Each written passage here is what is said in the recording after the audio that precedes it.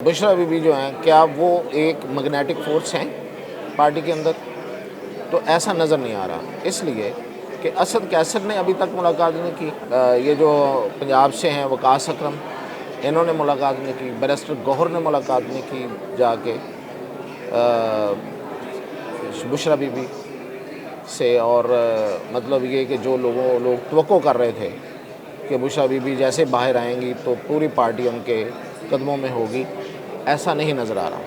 अब पार्टी जो है वो अली अमीन गंडापुर और उमर अयूब और बुशरा बीबी चलाएंगे। तो ये तो दूसरा फैक्शन मैंने आपको बता दिया जो पावरफुल है, वो असद कैसर है, बैरिस्टर गौहर भी है।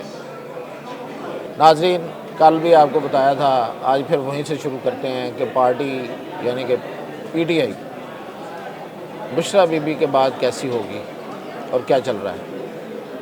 और इस पर भी बात करेंगे कि ये जो 5 जजेस हैं आज जस्टिस फाइज ईसा के रेफरेंस में, फुल कोर्ट रेफरेंस में क्यों नहीं आए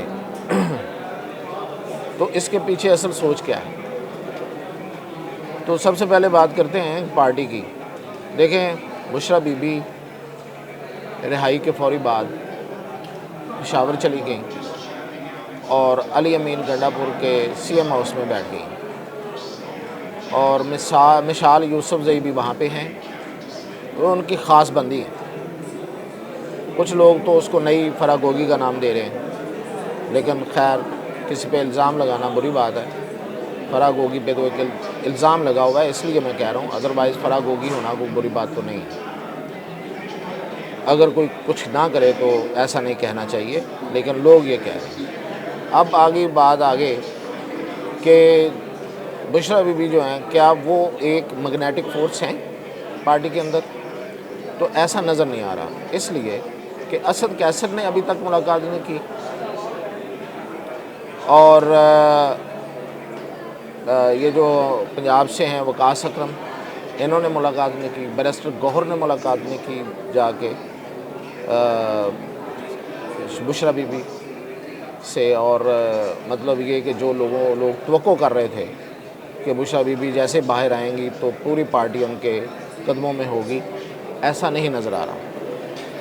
अब इनका मौक़िफ़ जो हमें पता चला वो ये है कि जी हम सियासी लोग हैं और वो उनकी अहलिया हैं, काबिल एहतराम हैं, हम उनका एहतराम करते हैं, लेकिन पार्टी जो है वो इमरान ख़ान के साथ है। तो हम तो इमरान ख़ान की सियासत के साथ हैं, हम किसी की अहलिया के साथ नहीं। और अहलिया मोहतरमा बुशरा बीबी के हवाले से भी आपको पता है कि जिस तरह का उन पे इल्ज़ामात रहे हैं माजी में, तो इसलिए कोई भी उनके साथ अभी जो सेन पॉलिटिकल एलिमेंट है वो अपने आप को अटैच नहीं करना चाहता। हाँ, उमर अयूब ने उनका मेज़बान है और अली अमीन गंडापुर उनका मेज़बान है। अब पार्टी जो है वो अली अमीन गंडापुर और उमर अयूब और बुशरा बीबी चलाएंगे। तो ये तो दूसरा फैक्शन मैंने आपको बता दिया जो पावरफुल है, वो असद कैसर है, बैरिस्टर गौहर भी है। जो सलमान अकरम राजा हैं वो इसलिए मिले हैं कि वो केसेस उनके पास हैं बुशरा बीबी के। तो खैर ये तो दो तो वकील हैं, लेकिन एक बंदा इनमें जो ज़्यादा पॉलिटिकल बंदा है वकास अकरम दूसरा बंदा है। तो दोनों बड़े पॉलिटिकल बंदे जो पार्टी में इस वक्त एक्टिव हैं, वो दोनों जो हैं वो नहीं मिल लेंगे, लेकिन ये एक जेस्चर होता है जो उन्होंने दे दिया है। तो अब पार्टी तो मैंने कल भी आपको कहा था कि पार्टी को तो तकसीम करने का पूरा मंसूबा बन चुका है। और ये कि अब जो करने वाले हैं, फैसले करने वाले हैं, उन्हें इस पार्टी से ख़तरा भी कोई नहीं रहा। उसकी सबसे बड़ी खबर मैं आपको देता हूँ वो ये है, और उसकी दलील भी है कि यास्मीन राशिद के साथ मामलात इतलात हैं कि तय पा गई और वो भी जल्द बाहर आ जाएंगी। वरना आपको पता है, मुझे भी पता है कि यास्मीन राशिद जो हैं वो किस तरह से कितनी कमिटेड और कितनी वो जयाली हैं इमरान ख़ान की, और उन्होंने कितनी तकलीफ़ काटी है। मतलब वो प्रोफेसर डॉक्टर, और उन्होंने कितनी जेल काटी। لیکن ایک پوائنٹ آتا ہے ہر ایک پہ، اور وہ پوائنٹ کیوں آتا ہے اس کی بھی ایک وجہ ہوتی ہے۔ مطلب ویسے تو انسان ہے، انسان کسی وقت بھی بریک کر سکتا ہے، لیکن جب آپ کی پارٹی کے جو اقدامات ہوں وہ فیلئر پہ فیلئر چل رہا ہو اور مستقبل میں کچھ ایسا نظر نہ آ رہا ہو، تو جو بندہ جیل میں بیٹھا ہوا ہے، جو ایک عرصے سے جیل کاٹ رہی ہو خاتون اور اتنی بیماریوں کے ساتھ، تو وہ کیا سوچے گا؟ تو بالآخر وہ سوچنے پہ مجبور ہوئی ہیں، اور اب ان کو رہا کیا جا رہا ہے اور وہ باہر آئیں گی، وہ پارٹی بھی چلائیں گی، لیکن ظاہر ہے کہ وہ جس طرح وہ پارٹی چلائیں گی اس طرح سے آگے اس کو رسپانس نہیں ملے گا۔ رسپانس تو آنا ہے بشرا بی بی اور علی امین گڈھا پور اور ان لوگوں کی طرف سے۔ کارکن تو ہمیشہ مخلص لوگوں کو دیکھتا ہے، لیکن اب اس میں کیا فیصلہ وہ کریں گے؟ جس طرح کا امیج بنا کے اور جس طرح کا اعتماد جو ہے وہ عمران خان کا اپنی اہلیہ کے لیے ہے، تو وہ کسی یاسمین راشد کے لیے تو نہیں ہے۔ تو بہت بری ہونے جا رہا ہے یہ، اور بڑی تکلیف دہ صورتحال اس لیے ہے کہ کسی پولیٹیکل پارٹی کو بریک نہیں ہونا چاہیے۔ پولیٹیکل پارٹیز جو ہوتی ہیں وہ جمہوریت کی اسٹرینتھ ہوتی ہیں، وہ اسٹرینتھن کرتی ہیں، اور اگر اس میں کمی آئے، وہ کمزور پڑ جائیں، تو جمہوریت کمزور پڑتی ہے۔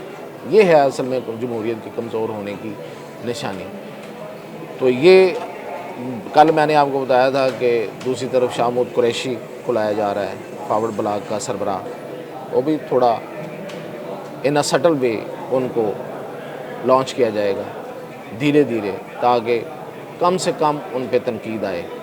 لیکن سب کو اب پتہ چلتا جا رہا ہے، وہ اور بات ہے کہ وہ بنیں گے اور ان کے ساتھ پھر لوگ بھی آ جائیں گے۔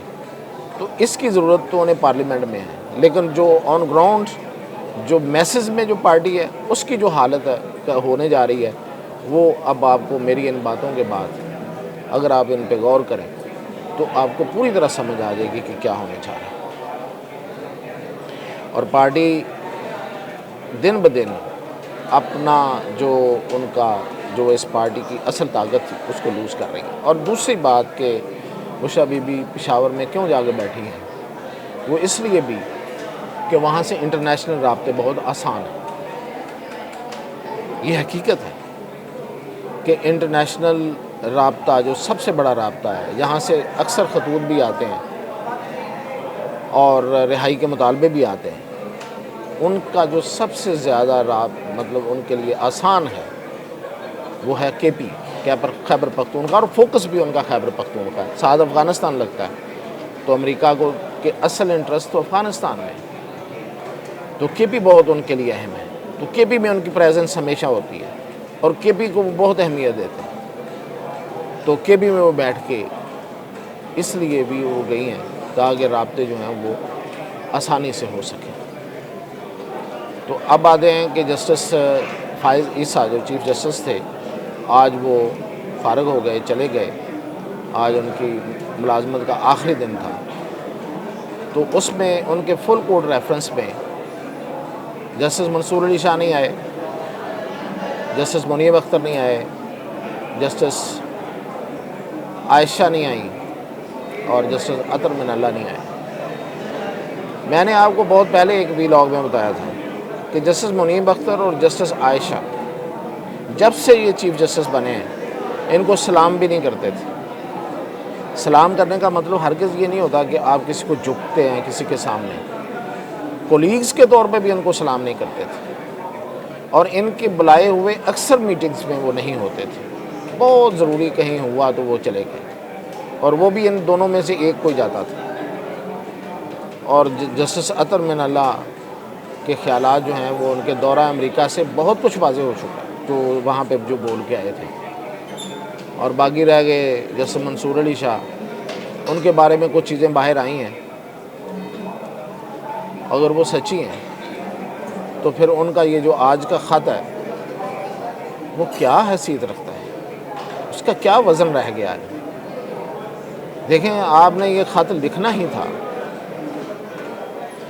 تو پھر آپ وہاں موجود بھی ہوتے، پاکستان میں موجود ہوتے، تو پھر آپ یہ خط لکھتے تو شاید کوئی یہ کہہ لیتا کہ ہاں آپ خود عمرے پہ چلے گئے صرف اس لیے کہ مجھے ان کا سامنا نہ کرنا پڑے اور ایک تحریر چھوڑ گئے.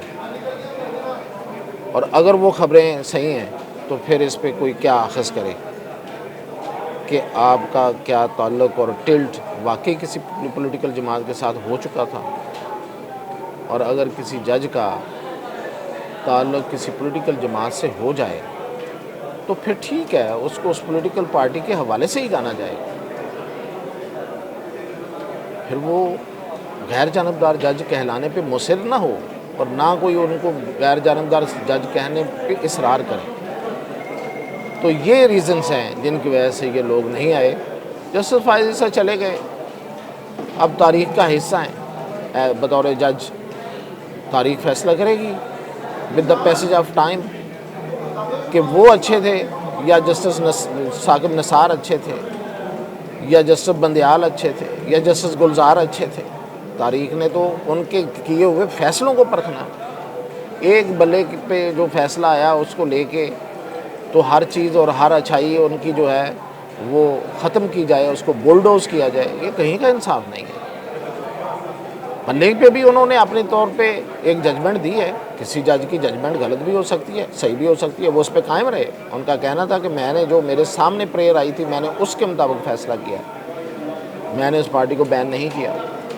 لیکن اس کو لے کے لکیر پیٹنے والوں نے ان کو متنازع ترین جج بنانے کی کوشش کی. تو خیر تاریخ اس کو ڈیسائیڈ کرے گی اور باقیوں کے بارے میں بھی تاریخ جو ہے وہ اپنا فیصلہ پہلے بھی دیا ہے تاریخ نے اور آئندہ بھی دے گی. تو اس کے ساتھ ہی اجازت، کل انشاءاللہ مزید اپڈیٹس کے ساتھ.